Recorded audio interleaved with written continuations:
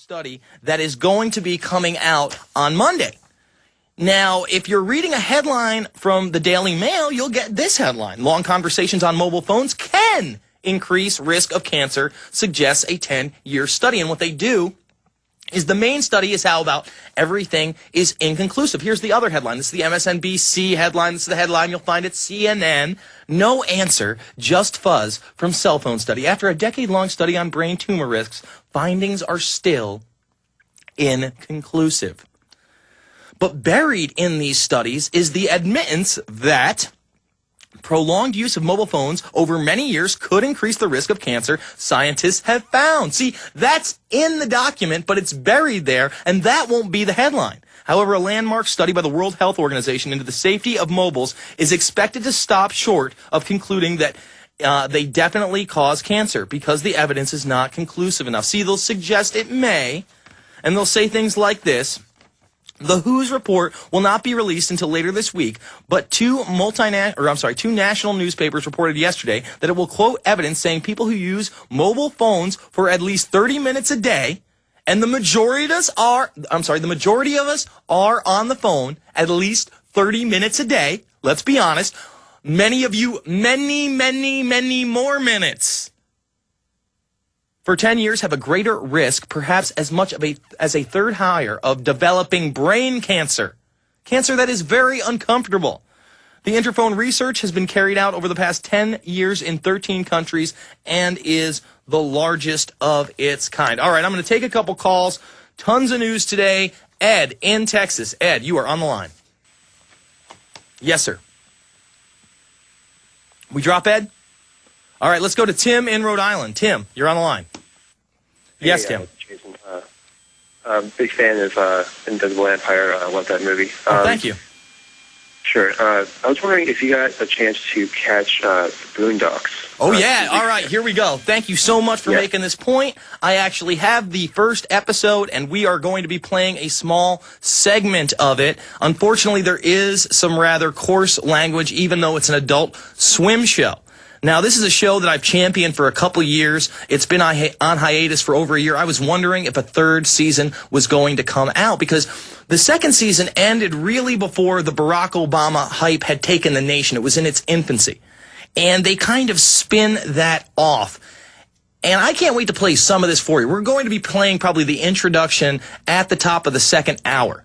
And what this is, it's a mockumentary. It's really a documentary by Werner Herzog, who is a famous film director who did feature films back in the 70s, 80s, and then moved on to more quirky things like documentaries and mockumentaries. And he's interviewing Huey, basically, and his family about the upcoming presidency of Barack Obama. And it just shows you all the hype.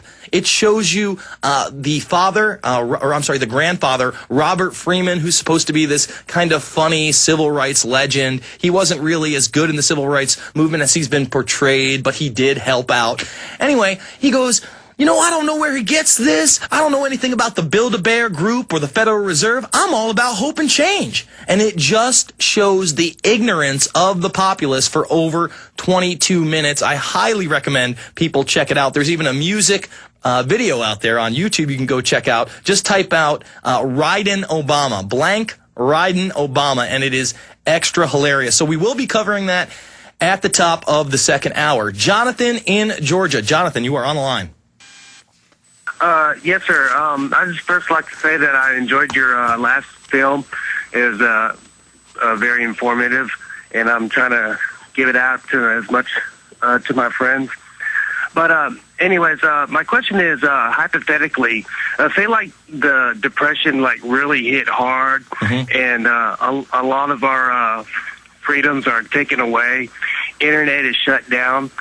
I'm curious, what would your role be when that kind of scenario happens? So what you're telling me is if they shut down the internet, what am I going to do? That's a great question. I'm not sure how I'm going to reach an audience outside of the internet, seeing that is my main base of operations. That's where hundreds of thousands of people have already, and close to 1 million really. We have about 340,000 views on the one the one version of Invisible Empire, 45,000 views on another full version. That's almost 500,000 views. The torrents are huge.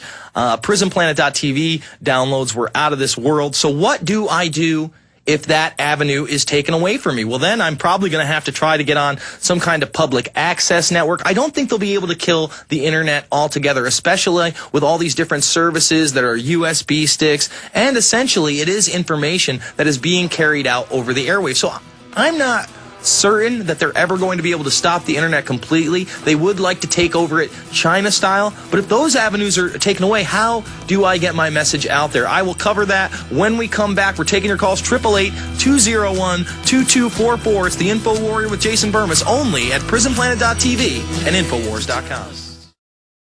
We are back. It's the InfoWarrior with Jason Bermas.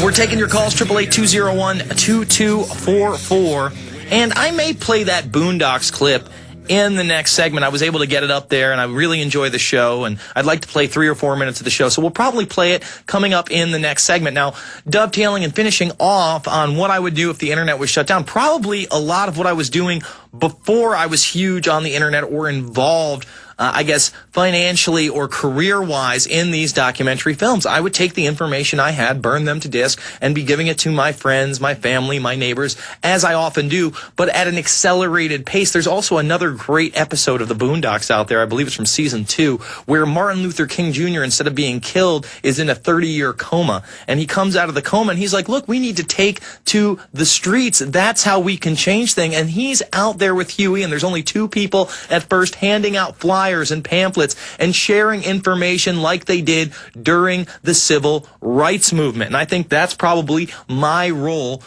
as well as maybe trying to infiltrate mainline media. I'd love to be on Sirius XM. I'd love to be on mainstream television. I'd love to have a voice outside of the internet arena. I'm very happy that you can get Invisible Empire, A New World Order Defined over at Netflix. That's good news to me. That tells me that my voice is being heard on a massive level, and it will continue to grow.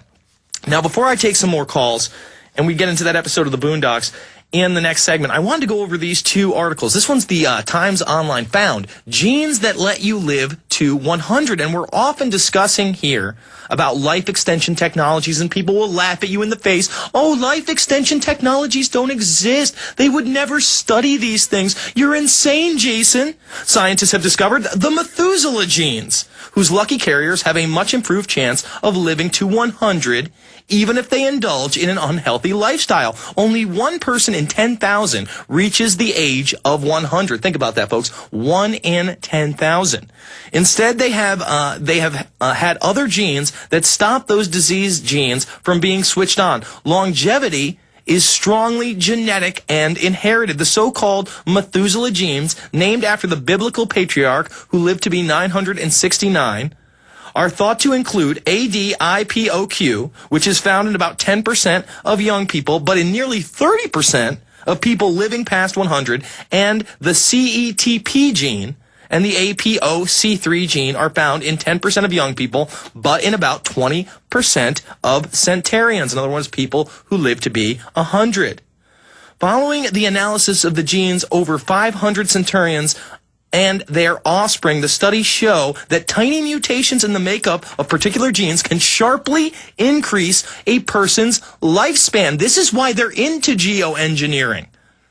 And this technology, this knowledge is probably decades old. It is just now being revealed to the public because they can no longer stop independent scientists from finding out about it.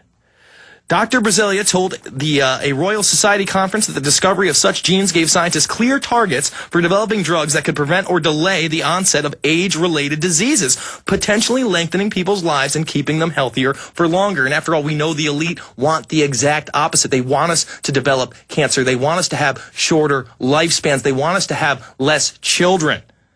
This technology will only become abundant if they get their new world order, if they get their population reduction, if they can rule over us as hardcore dictators, as we are their serfs and slaves. Dr. David Gems, a longevity researcher at the University College of London, believes that treatments to slow aging will become widespread, but only after what I just discussed, folks. That makes it possible to slow down aging. We need to reclassify it as a disease rather than as a benign natural process. Did you hear that? They're going to classify aging as a disease. They're going to treat it as a symptom. These people truly do want to be gods and live forever, and we need to be aware of that makeup. Now here's the other headline. Holy Grail cancer vaccine that blasts tumors in weeks hailed as a huge leap in fighting disease. Now I'm not telling you to go out and take the trials. I'm not saying that this thing actually works. I'm just reporting on it. Scientists have developed a new jab which they hope will be the Holy Grail cancer cure. It will be tested on British patients over the next few months and can reverse and even cure malignant melanoma, the most dangerous form of skin cancer. There are hopes that new forms could be developed to fight other forms of cancer, such as breast and prostate. Experts say it may even stop people from getting cancer in the first place, and that's where it gets really dangerous. Because obviously I don't want cancer, obviously you don't want cancer, and many of us may be tricked into taking this vaccine preemptively.